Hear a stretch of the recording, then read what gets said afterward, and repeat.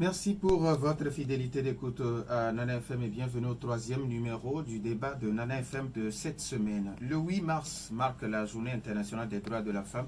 C'est une journée d'action, de sensibilisation, de mobilisation dédiée à la lutte pour les droits des femmes, l'égalité et la justice. C'est aussi l'occasion de mettre en avant les initiatives qui placent la femme au cœur de la création, ainsi que leur participation à la vie tant sociale, politique et économique.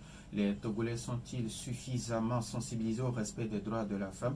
C'est l'interrogation qui est la nôtre ce matin et pour en parler, nous recevons sur notre plateau Madame Raymonde Kailos de Souza, elle est députée à l'Assemblée nationale.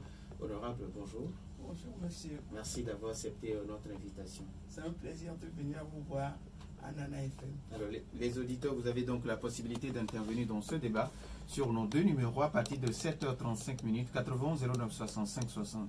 80 09 61 61 le 96 61 58 58 avec Nestor Gloire à la mise en onde. Je m'appelle Norbert Djouhadji. Une fois encore, merci pour votre fidélité d'écoute à Nana FM. Honorable, une femme chef de gouvernement, une femme comme présidente de l'Assemblée nationale.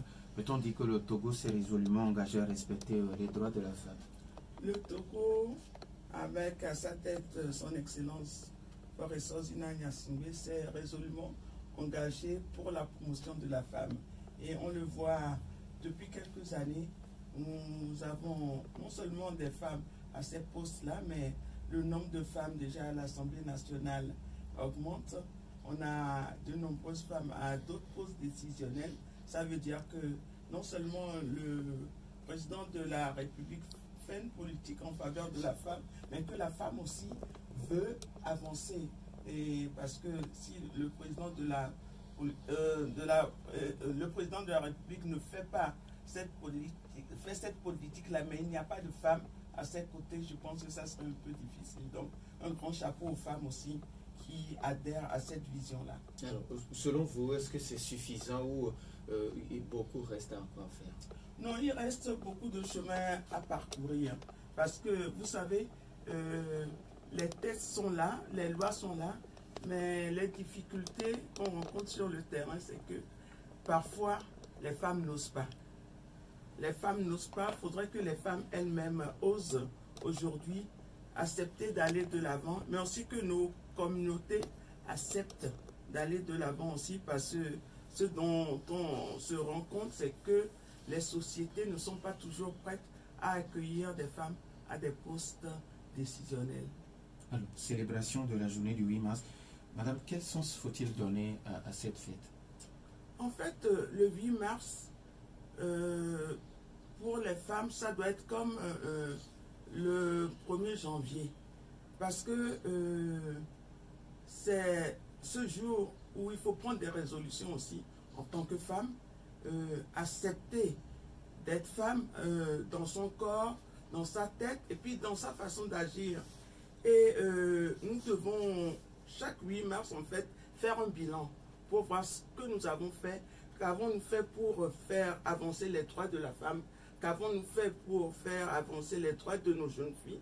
Et tout ça, ce sont des constats qu'il faut faire et pour se dire l'année prochaine, on fera mieux que ça. C'est ce qui est très important. Parce que ce qu'on oublie souvent, c'est que le 8 mars est une journée de revendication, pas seulement le côté fête. On a souvent tendance à démontrer le côté fête. Il y a les pagnes, les femmes qui font des dîners ensemble, des femmes qui se mettent ensemble pour dans une certaine ambiance, mais il y a aussi des revendications à poser ce jour-là. Donc, au lieu d'attendre peut-être le 1er mai, le 8 mars aussi, c'est l'occasion pour les femmes de se saisir de la parole qui leur est donnée dans le monde entier pour affirmer ce qu'elles veulent.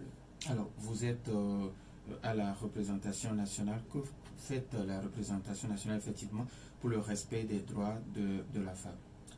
Vous savez, à la représentation nationale, la plus grande partie du temps, nous travaillons sur la législation, c'est-à-dire tous les projets de loi qui arrivent à l'Assemblée nationale, mettant avec la politique d'équité genre, nous essayons de mettre dans tous les projets de loi une parité homme-femme, que dans les institutions qui seront mises en place ou qui sont déjà mises en place, nous avons fait attention de doser autant de femmes qu'autant d'hommes, ou qu'il n'y ait pas trop de différence, qu'il n'y ait pas que des postes réservés enfin aux hommes ou que des postes réservés aux femmes, parce qu'il faut pas que en voulant intégrer la femme dans la société, il y ait un déséquilibre pour dire que la femme vient prendre la place de l'homme. Non, je pense qu'il y a une place pour tout le monde et on peut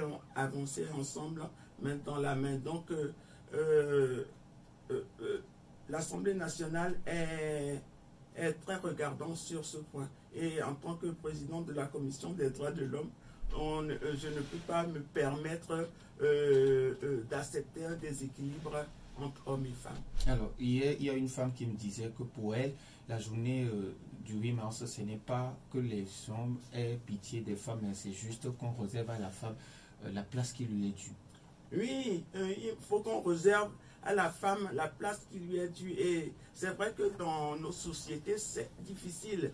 Mais aussi, faut que la femme aussi acquiert des positionnements qui lui permettent d'occuper ces places-là. Parce qu'il ne suffit pas d'être femme pour occuper une place ou de dire que telle place est réservée, ou tel nombre de places est réservé aux femmes et ne pas mettre des femmes qui n'ont pas la compétence. Ça aussi c'est important, c'est ce qu'on oublie souvent. On dit qu'on défend le droit des femmes, mais est-ce qu'il y a assez de femmes compétentes pour pouvoir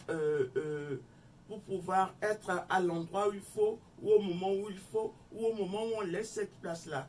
Vous savez, dans le milieu politique, on se rend compte que on fait une large place aux femmes, mais c'est difficile aux femmes d'aller en politique, que ce soit dans tous les partis, mais je sais que le parti d'où je viens, les femmes ont cette place-là, et il y a encore de la place pour que les femmes viennent, et on sait que là où la femme est, les choses vont mieux.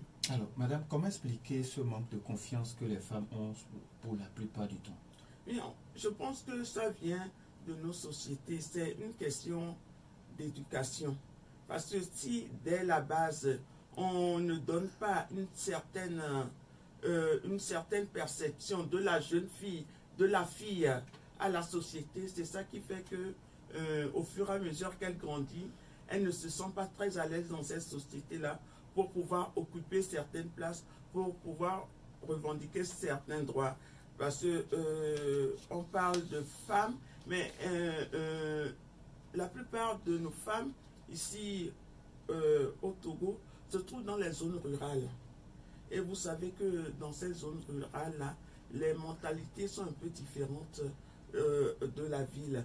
Et on se rend compte que les mentalités sont un peu difficiles à changer. Mais c'est une question d'éducation, de sensibilisation, pour que la société accepte de laisser la place à la jeune fille, ou en tout cas de lui donner autant de place qu'à un jeune garçon. C'est ce qui est important. Alors, vous, personnellement, madame, comment conciliez-vous et la vie professionnelle et la vie familiale?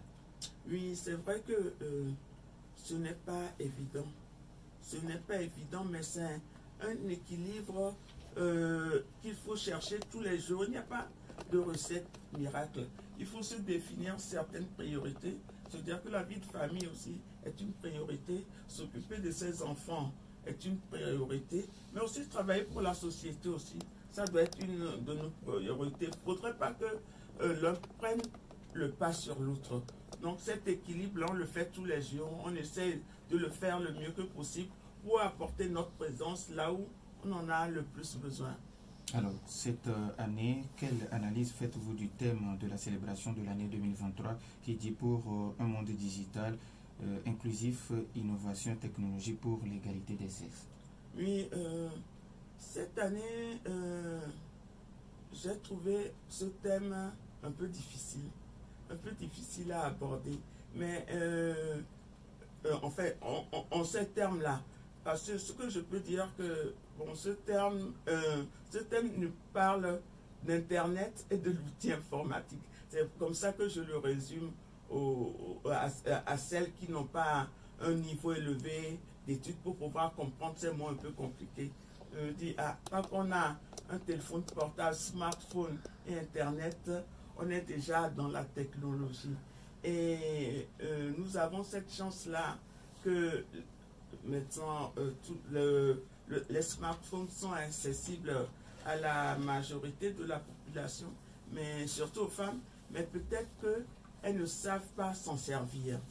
Elles ne savent pas s'en servir, donc c'est de ce côté-là qu'il faut peut-être leur apporter un plus pour leur dire non, qu'avec le téléphone portable, il n'y a pas seulement WhatsApp, mais il y a une façon aussi de travailler avec, de faire du e-commerce, de mettre sur pied des e-services et beaucoup de choses qu'on peut faire avec Internet aujourd'hui. Et quand on n'a pas ces moyens-là, aujourd'hui, on est un peu perdu.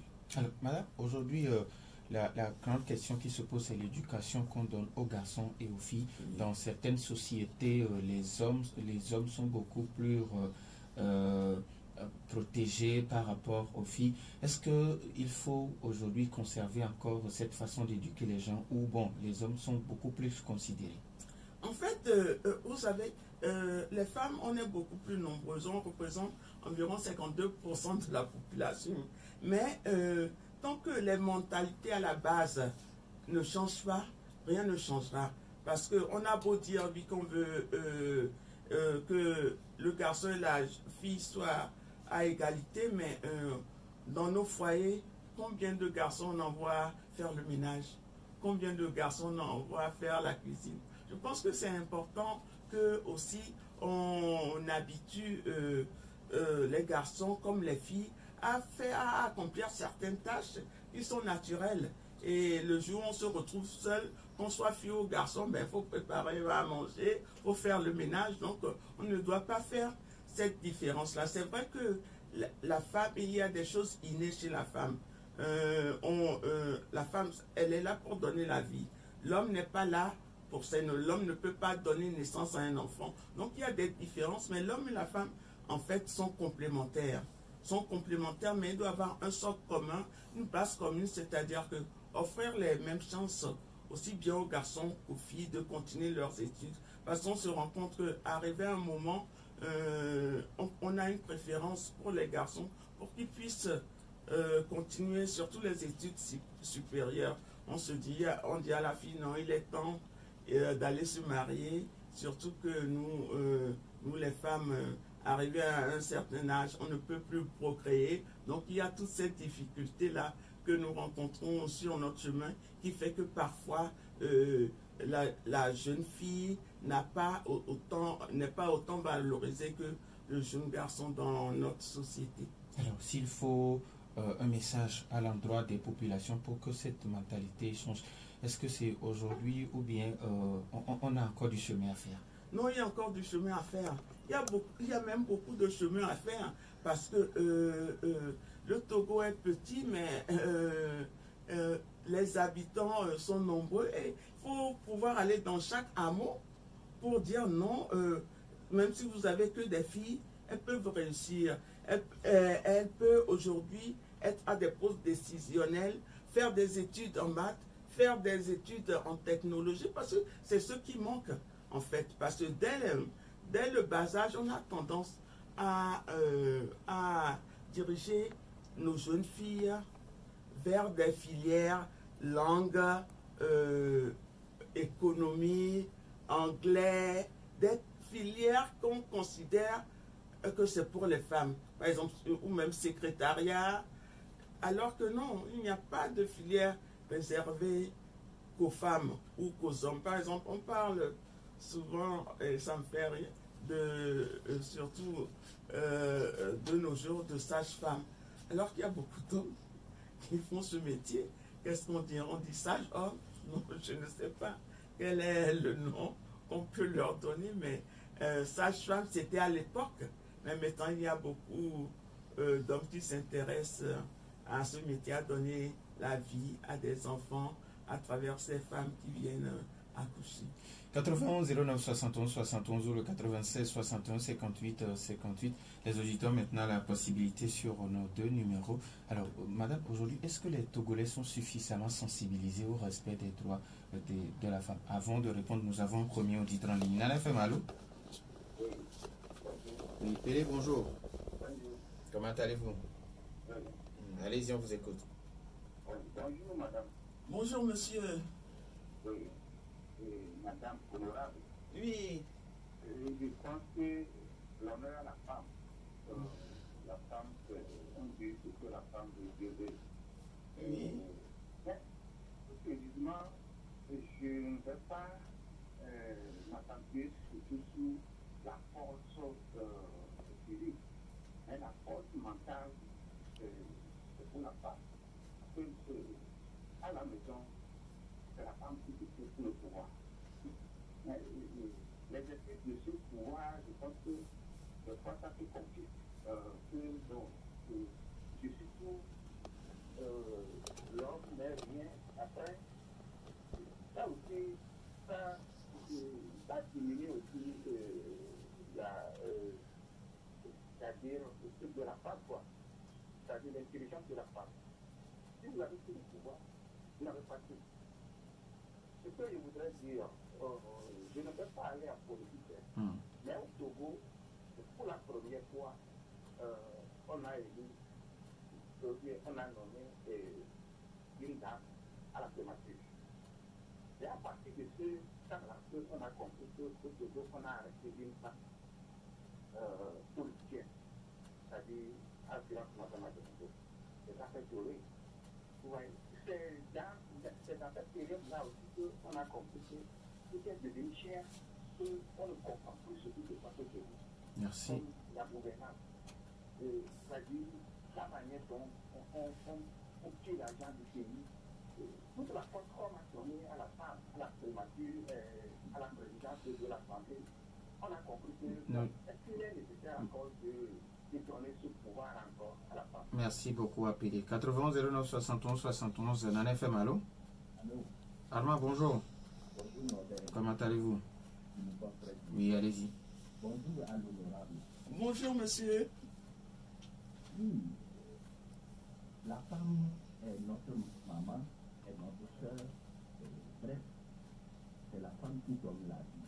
Mais aujourd'hui, le paradoxe est que celle qui donne la vie, même à l'homme, elle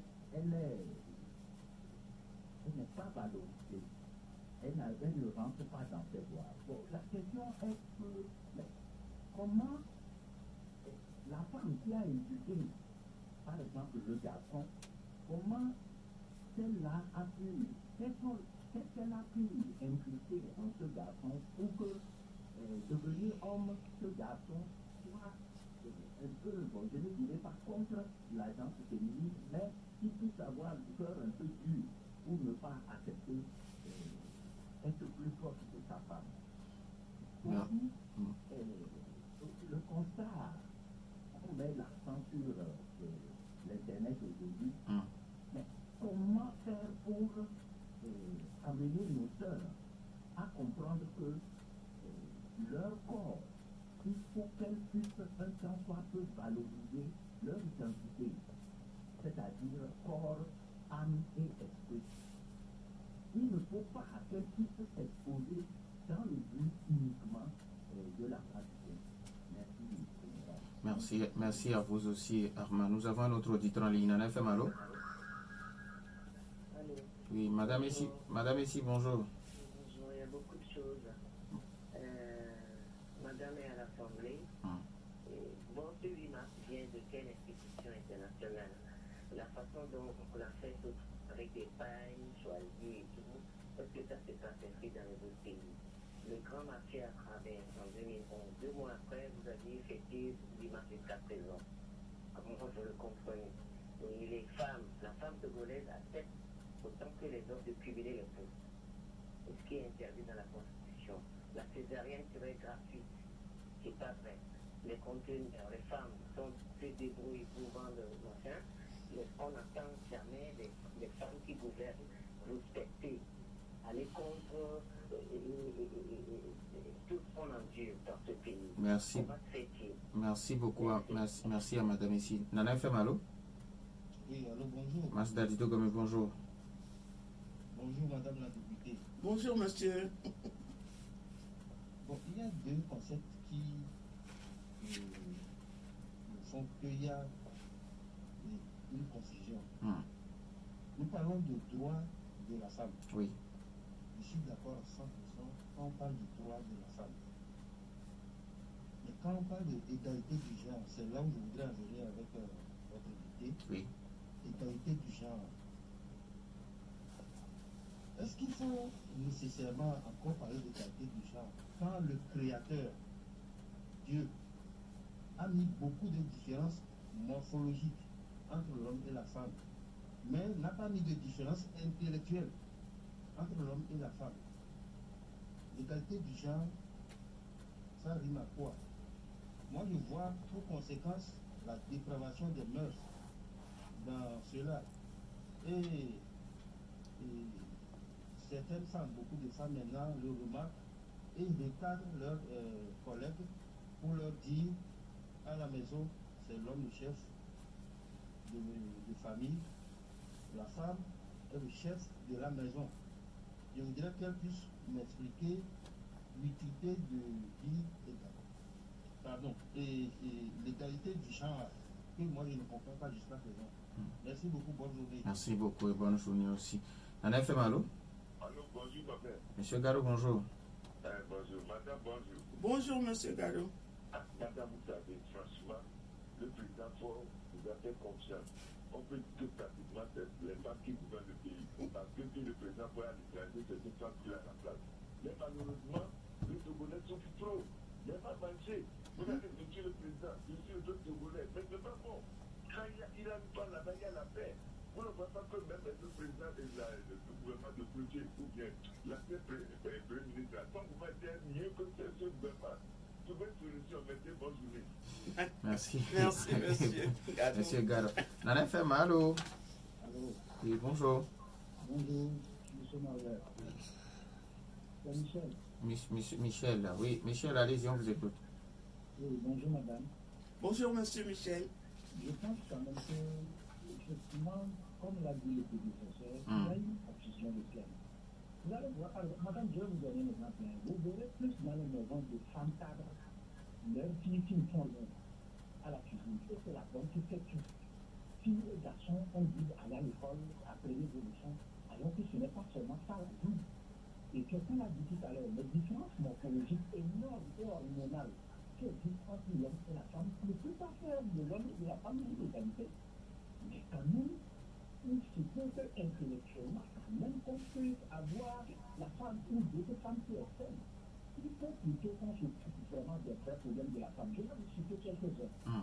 Vous verrez aujourd'hui que nous diminuons au jeu de la communauté, de cette communauté internationale-là, en acceptant que les femmes se dépigmentent et nous sommes créés à haut cheveux fétiches, mais toutes les femmes veulent porter des mèches, des trucs qui ressemblent au blanc. C'est-à-dire qu'on perd notre valeur, on perd notre identité. Il faut plutôt qu'on travaille parce qu'à partir de la femme, on peut travailler la société pour que la société change. Il faut qu'on se retrouve en nous-mêmes. Moi, c'est ça que je veux que les femmes se touchent plutôt de ce genre de problème-là. Dépigmentation, tout que des problèmes de santé énormes à ces femmes-là, et qu'une femme ne pas que cela ajoute sur des relations hormonales et en train de cancer. Mais ça continue même jusque dans les écoles. Et vous allez continuer, vous allez voir également des femmes, des filles dans les écoles qui sont grosses tout simplement parce qu'on ne pratique jamais les activités physiques et sportives. Il y a des thèmes importants, des choses plus importantes à enseigner à la femme pour évoluer vers ce que nous dit. Merci à vous aussi. Nana FM, allô? Bonjour, honorable député. Bonjour, monsieur. Non, bonjour, papa. Ah! Bonjour, papa. Je suis doyen. Oui, comment vous allez? Mais vous êtes aussi monsieur. Bonjour, mon directeur. Papa Sibiti, comment allez-vous? Ça va. Vous savez, la femme, c'est de l'or pour chaque être humain. Or, aujourd'hui, ce qui se passe, moi, je ne suis pas d'accord, excusez-moi, hein, vous allez m'accuser. Les hommes, c'est les hommes, droit de l'homme. Maintenant, on crée droit de la femme. C'est-à-dire, madame l'a dit, l'homme ne peut pas porter une grossesse. La discrimination, la parité, alors, il faut la compétence, il faut mériter le mérite. On dit aujourd'hui, on va même créer un scientifique. Comment vous voulez ça? Je ne suis pas le président de la République. Tout dernièrement, on a créé une école, 300 et quelques femmes, et combien de garçons? Chacun doit l'idée. S'il faut 300, Papa Siviti est toujours là? Bon, je pense que on va prendre le tout dernier auditeur. Nana FM, allô? Allô? Oui, bonjour. Votre nom, s'il vous plaît? Allô? Allô? Allô? Bonjour, monsieur. C'est pour participer à l'émission, je pense. Oui. Oui, votre nom? C'est monsieur Assou. Monsieur Assou, vous nous appelez de? Anne-Copé. Monsieur Assou de Anne-Copé. Oui, allez-y, monsieur Assou. Je salue le Moura. Oui, bonjour, monsieur Assou. Madame Moura. Oui. J'ai une question un peu, bon, qui peut aller un peu de votre rencontre, mais c'est pas ça. Est-ce que la question a trait au thème du jour? Oui. D'accord. Le problème est que souvent, il y a certains artistes qui font certaines choses par exemple, Monsieur Assou, est-ce que vous pouvez vous déplacer un peu parce qu'on a du mal à vous recevoir? Les mêmes erreurs que ces gens-là. Disons, dans la société, avant de comprendre cette droit, il faut plutôt protester ce droit. Quand tu montres du droit,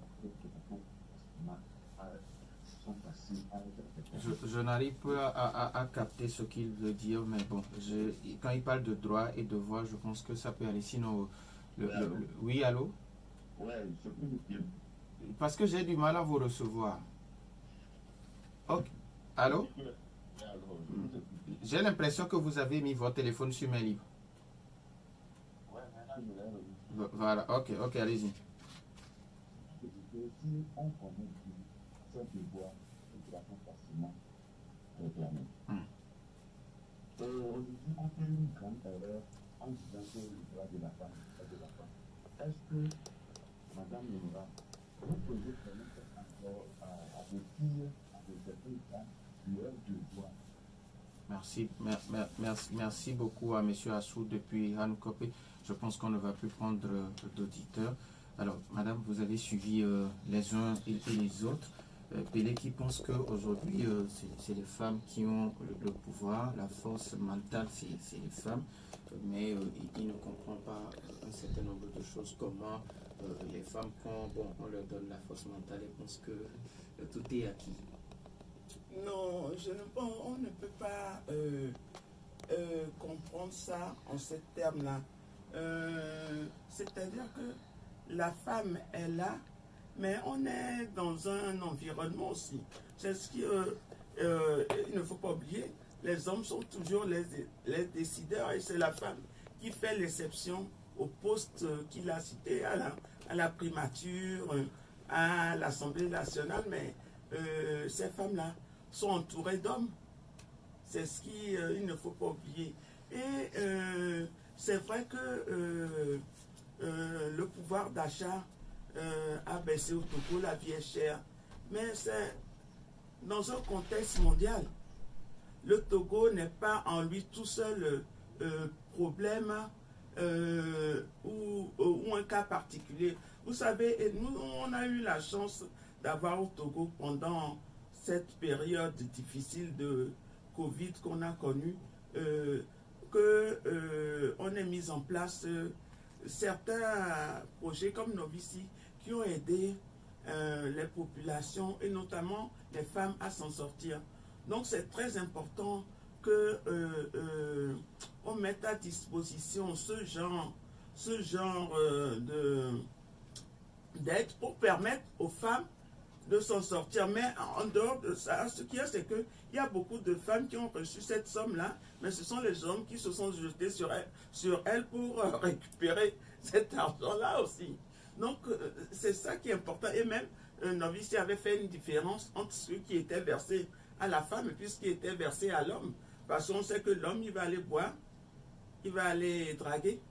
Donc, tout ça, ça fait que il faut quand même, en même temps qu'on demande une égalité, mais il faut égalité ou équité. Équité, genre, il ne faut pas croire que c'est parce que équité, genre, veut être l'égal de l'homme, non. C'est qu'à compétence égale, mettons dans certains domaines prioritaires, il faut donner priorité aux filles.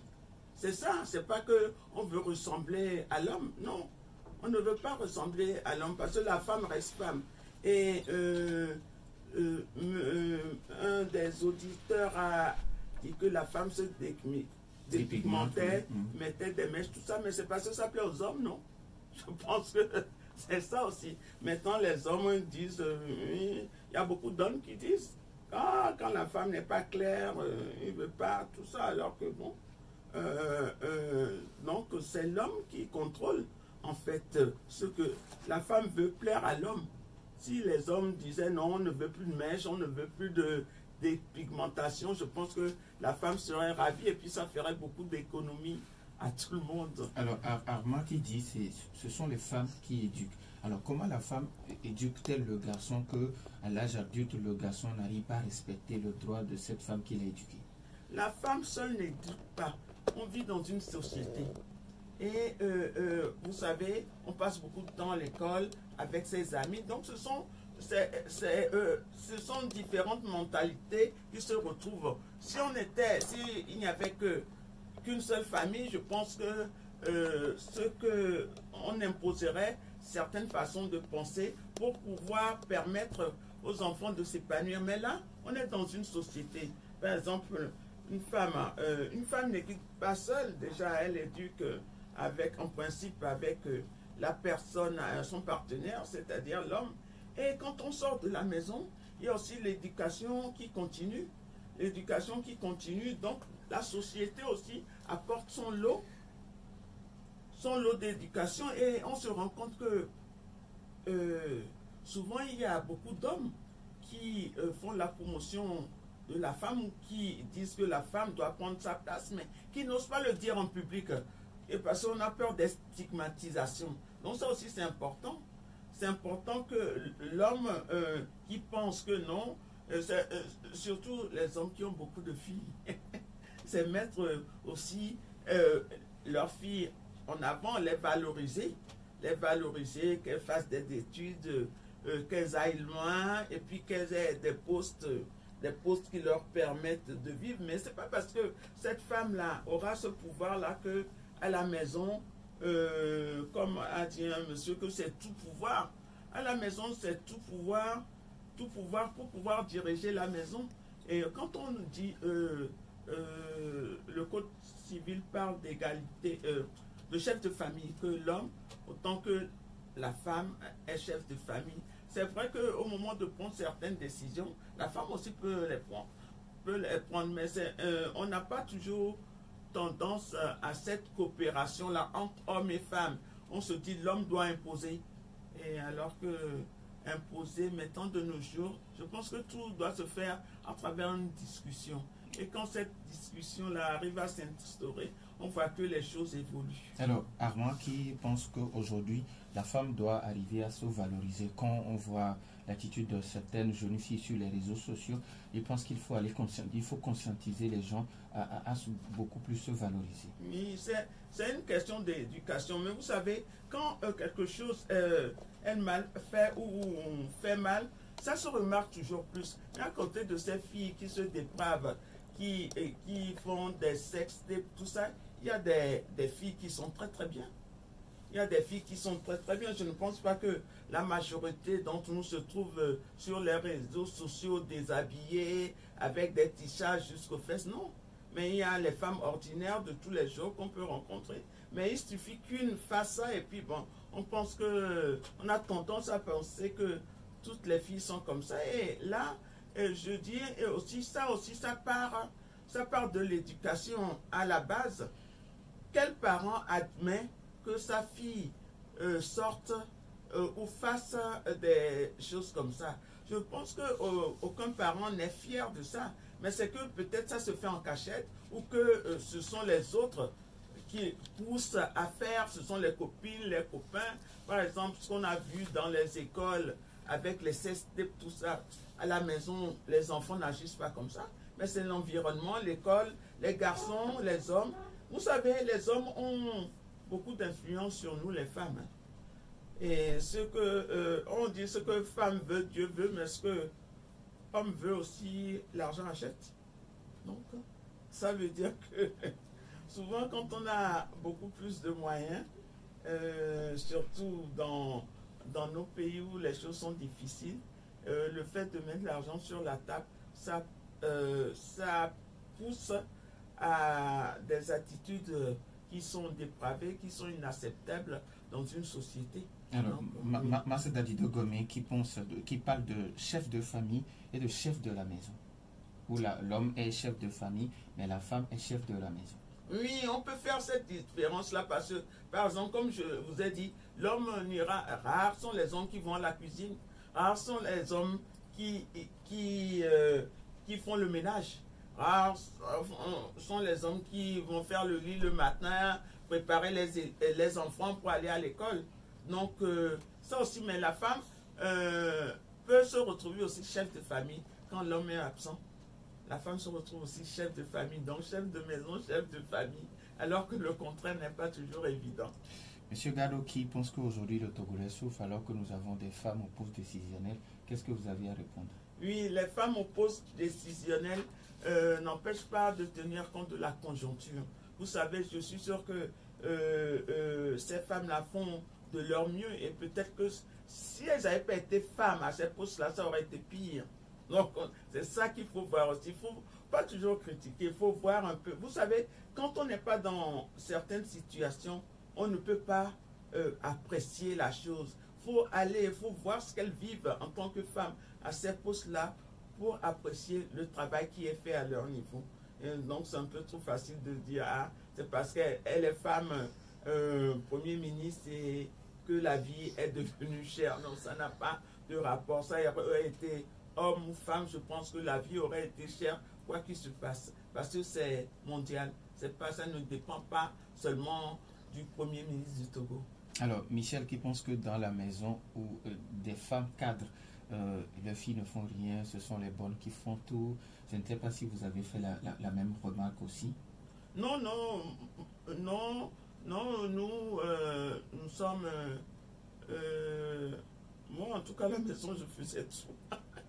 Je suis cadre, mais mon éducation, ma mère nous a appris à faire le ménage, à faire notre lit le matin quand on se lève. Non, c'est pas la bonne qui fait. Parce que si la bonne fait tout et toi, tu n'as pas cette possibilité-là de faire, quelle femme tu deviendras demain?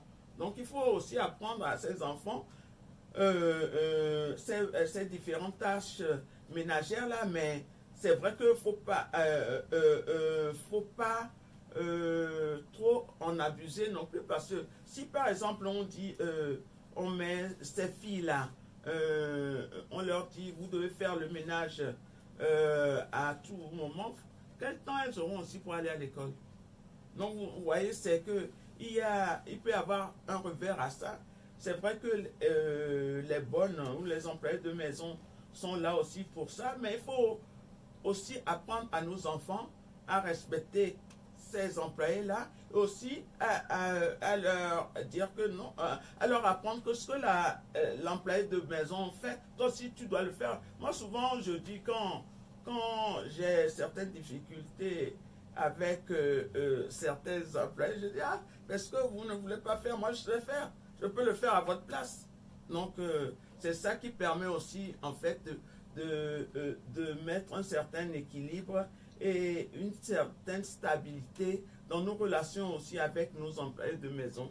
Parce que tant que l'employé de maison sait que tu peux faire ce qu'elle est en train de faire, donc ça donne un certain respect vis-à-vis de cette personne, c'est très important. Il ne faut pas tout focaliser sur les employés de maison et être capable aussi de le faire.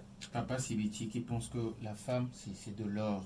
Mais ce qui le dérange un peu, c'est qu'on parle des droits de l'homme et à côté des droits de l'homme, on parle encore des droits de la femme. Alors que quand on parle des droits de l'homme, c'est avec homme avec grand H.